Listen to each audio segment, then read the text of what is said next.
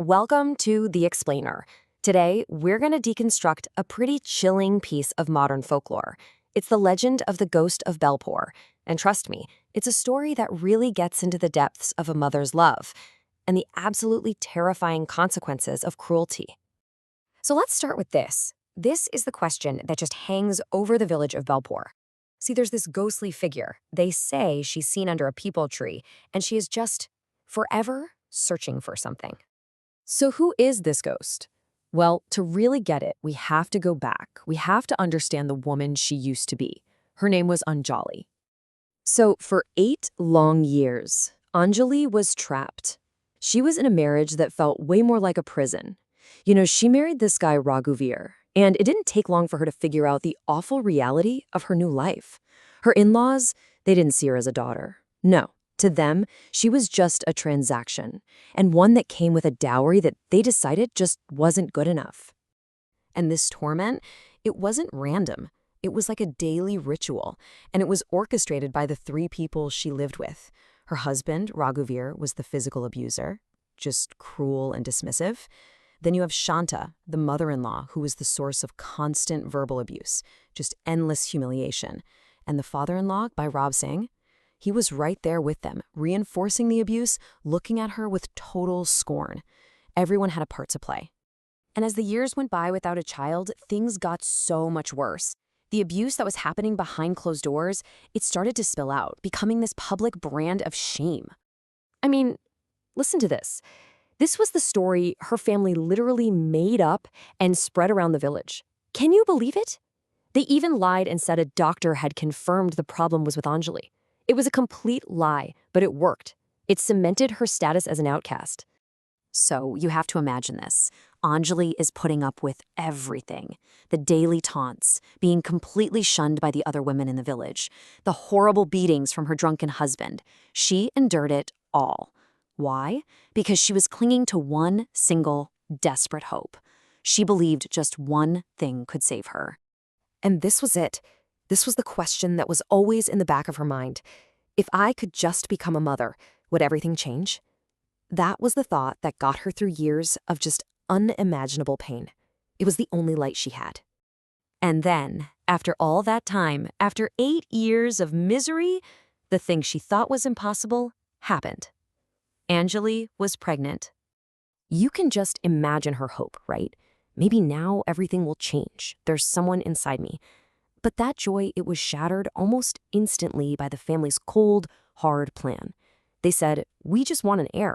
Why should we bear her burden? Let the child be born, then we'll send her away. See, they didn't want her. They just wanted the child. To them, she was nothing more than a vessel to be used and then thrown away. So if you thought her pregnancy would make things better, you'd be wrong. It actually got so much worse. The abuse intensified, they overworked her, basically starved her, and her health just plummeted. It got so bad that a doctor warned her, straight up, that if she didn't get proper food and rest, both she and her unborn baby were in serious, grave danger. And this is where the story takes its final tragic turn. The thing that pushed everything over the edge. It wasn't some big, dramatic betrayal. It was something so mundane, so chillingly ordinary. A cold meal. It all happened so fast. Raghuvir comes home drunk. He accuses her of serving him cold food on purpose, as some kind of revenge. And then he just attacks her. Slaps, kicks, he throws her against a wall. Anjali is on the floor, begging him to stop, screaming, "My baby is in my stomach." And then, in the middle of all the screaming, she just goes quiet. And her mother-in-law's reaction? Just, good, the trouble is over. Her in-laws just watched as he beat his pregnant wife to death. So what do? To avoid a scandal, to avoid any questions, they take her body out to the fields behind the house and bury her in an unmarked grave. No words, no prayers, and the dead of night, they just erased her, as if she never even existed. But you can't just erase someone like that. Anjali would not be erased. And sure enough, just 3 nights later, it started. The consequences of what they did came back for them. At first, it's just the sound of a baby crying in the night, waking up the mother-in-law. Then, villagers start seeing a weeping woman under the peepal tree. The father-in-law sees a vision of Anjali in the courtyard, rocking a child that isn't there. Soon, the whole house is filled with screams and sounds of unbearable pain. Now, this is really interesting. Anjali hadn't just become some random ghost. According to local folklore, she had transformed into something very specific and something deeply feared. She became a Garbhavati Atma. And what that is, it's the spirit of a pregnant woman who died a violent, unnatural death. It's believed to be an incredibly powerful and restless soul, completely bound to the earth by the love for its unborn child. So that nightly torment, that was just the beginning. The haunting was about to reach its terrifying climax, because the spirit was coming to collect its debt. Picture this. The family is so terrified, they all huddle together in one room and lock the door. But there was no escaping her. Anjali's spirit appeared right there in the room with her 3 murderers. And by the next morning, all 3 of them were found dead. You'd think that would be the end, right? Her murderers are gone. The terrified villagers call in a mystic, a tantric, who identifies the spirit as Anjali. They dig up her body to give her a proper cremation.